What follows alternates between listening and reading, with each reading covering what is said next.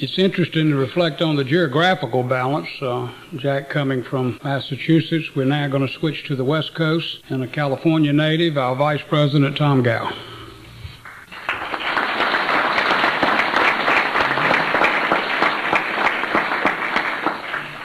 Thank you. Tonight I'd like to talk about some of our successes and the growing resistance to the New World Order. But more importantly, I'd like to dwell a bit on what it takes to turn small successes into big victories. This morning there was some leadership training sessions, and Mike Armstrong, Major Coordinator, finished off the morning session by summarizing the situation very succinctly when he said, "The John Birch Society must," and I quote here, needs exceptional growth in order to be successful." And a couple hours before that, Robert Rudker pointed out a standard to which we need to inculcate in the entire organization, and that is that every member is a recruiter.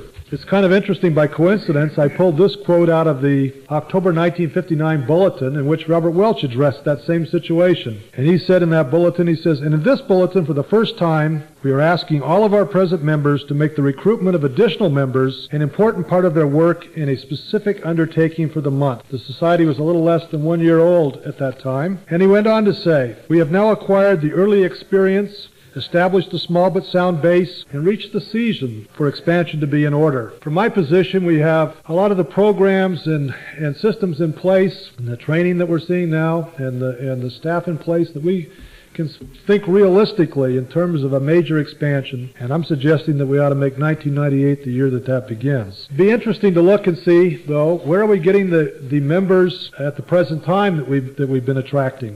And I wrote in the January 1998 bulletin that of the new members in 1997, approximately 1 in 2 were subscribers to the New American before they joined, and in fact 1 out of 3 had been subscribers for more than a year. And I checked recently, and it turns out that somewhere in the neighborhood of 1 in 6 were customers of our bookstore in Appleton before they joined, and probably somewhat more if we include the spouses that are jointly as customers. So this points to some of the tools that members have been using to recruit successfully and develop new prospects. But that shouldn't be a surprise, I think, to many of the people in this room that have been participating in our major campaign goals to get 600,000 copies of the conspiracy issue distributed. Gary Benoit reports that in 1997 there were 25 issues of the New American that sold more than 1,000 copies, 6 issues that sold more than 10,000, and then there was the education issue, which has sold over 50,000 to date. But it's really the campaigns that help attract those prospects, and it's the campaigns that show where we're demonstrating leadership, team effectiveness, and establishing a track record of success and leadership that really attract the members and make them want to join this organization. So I'd like to take just a moment and look at some of what we've accomplished in terms of our track record. And I was surprised that when I went back and checked some previous bulletins here that the Anthony Lake victory was in 97. I thought it was a little farther back than that. But in fact, that was the most dramatic success in 1997, the torpedoing of President Clinton's nomination of Anthony Lake to be the director of the Central Intelligence Agency.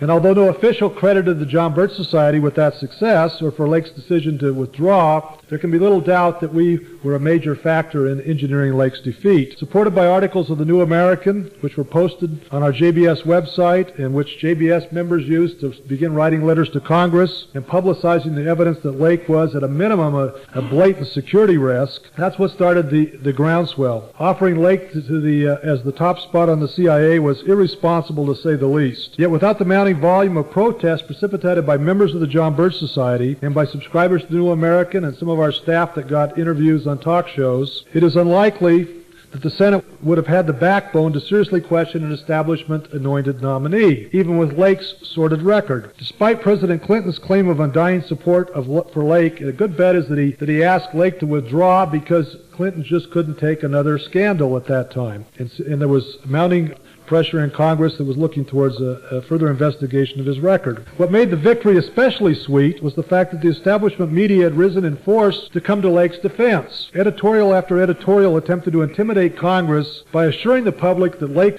had the votes to be confirmed, and that the flack that was there was just merely an effort by a few a few Republicans that were being intimidated by an irresponsible smear campaign orchestrated by groups like the John Birch Society. In fact, the Lake victory confirmed our growing strength. In the opening rounds of the contest, even the establishment media grudgingly acknowledged the source of Lake's problems. And I'll just quote one of the articles. The February 10th New York Times said this: in an error-ridden article in the New American, a John Birch periodical, William F. Jasper dissected Mr. Lake's resume. The diatribe would not be worth mentioning except that its ludicrous charges have been picked up in slightly milder fashion by mainstream conservative publications. Lake's withdrawal clearly established that the insiders in the Clinton administration have their limits, even when they enjoyed the support of the media and selected Republican puppets. Buoyed by that success, the Society has recently launched a much more ambitious campaign taking on the scandal-ridden president himself. Another area of encouragement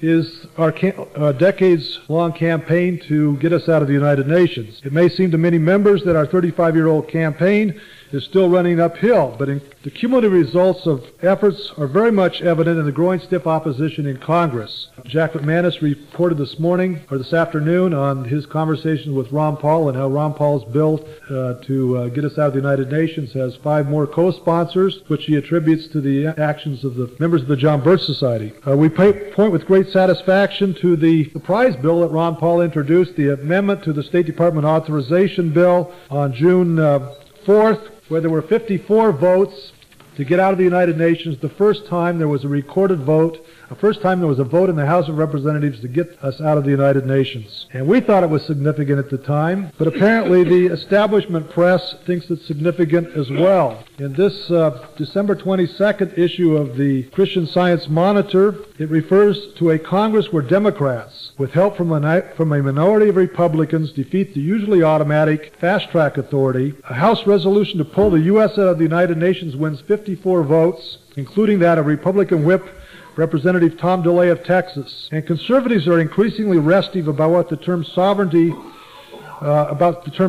issues such as the power of the World Trade Organization. Another encouragement that was recently reported, I believe it was in the January Bulletin, was the decision of Vic Fazio, congressman in California, to announce his withdrawal from, they wouldn't run for re-election. And I was the coordinator in that area where had part of Fazio's district back in the 80s. And he had really risen in the power structure, in the Democrat power structure in the last few years. And he said that he withdrew to give more time to his family. A lot of the trimmers out there that have been very active in the last several years dispute that or are skeptical. And they pointed out that since 1993, that local trimmers have distributed more than 400,000 trim bulletins in Mr. Fazio's district. Just mention one of several legislative successes that our members have been involved in the past year. On September 16th, the House voted 295 to 125 to adopt an amendment offered by William Goodling to the fiscal 1998 Labor HHS Education Appropriations Bill. Goodling's amendment banned any funds in the bill from being used to create a voluntary national education achievement test. And that's quite a reversal, since the Republicans and the Democrats have been fighting over who's going to be the most aggressive in helping to fund education.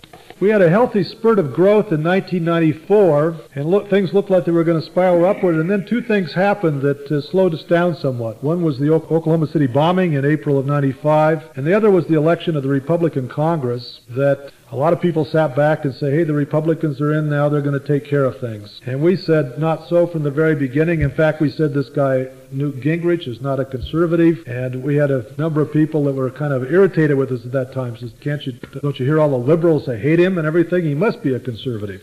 But we said, no, the record doesn't substantiate that. And we've written several articles. Bill Jasper wrote an article, I think, on how Congress was neutered in the New American, and we've written several things in the magazine. It's a little bit like the little boy in the Emperor's New Clothes that we just heard about a few minutes ago. Well, the word is getting out, and people are beginning to take the blinders off. In fact, in the same issue of the Christian Science Monitor, there's a photo of Newt Gingrich standing next to Bill Clinton, and the caption reads, "On the same team, ? House Speaker Newt Gingrich and President Clinton may represent separate political parties, but in the new order, they're both globalists."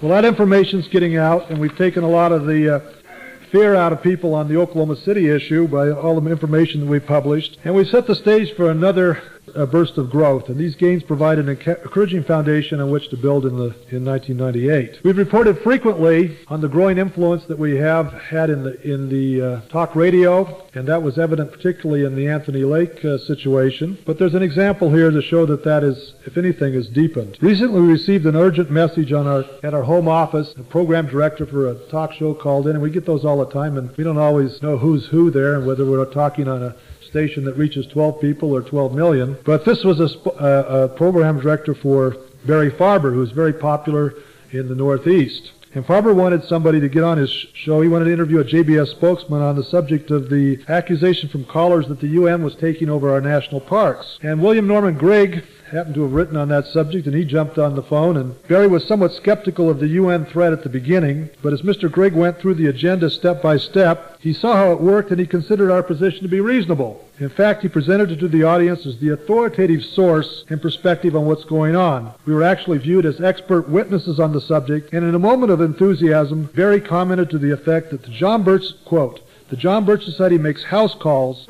for those who are feeling the pains of ignorance.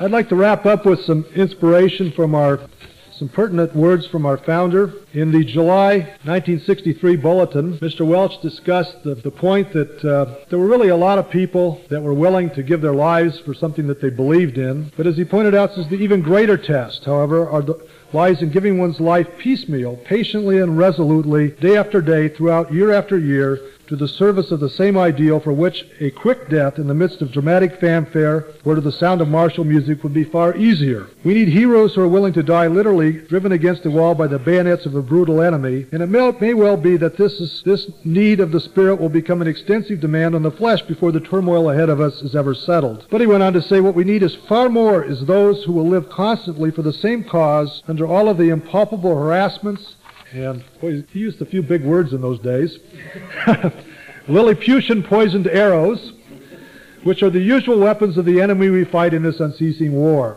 Choosing to die 1,000 deaths instead of one, because this sacrifice is worth 1,000 times as much to the cause for which it is made, calls for an epic resoluteness to which no poet can do justice. But enough heroes, or simply enough courageous members of the John Birch Society, with that degree and quality of resolution, will wear the enemy down before we ever reach the horror of barricades in the streets, and will save our country and our humane civilization from the destruction planned for both. He went on to point out, says, the sunshine patriots and casual conservatives have little interest in us, and we have even less in them. He points out the prospective members that we want are men and women of good character, good conscience, and religious ideals, men and women who have the high respect of their friends and neighbors because of a firm sense of responsibility to man and God, which inevitably breeds respect among all those who know them. We want good people, able people, informed people, determined people, who will live and work and die for what is right, despite all the misunderstanding and ridicule which such a course may bring upon them. Confident and civilized people who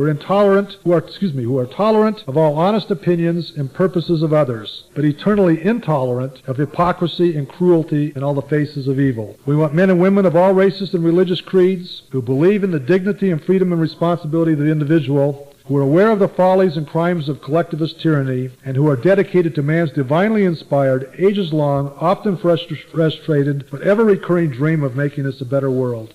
And I'd like to close with a thought that Mr. Welch offered up from the 1979 bulletin, wherein he quoted a poem of Longfellow. This was a speech that Mr. Welch gave. No, excuse me, it was not in the bulletin. It was a 1979 speech that he made, called It Can Be Done.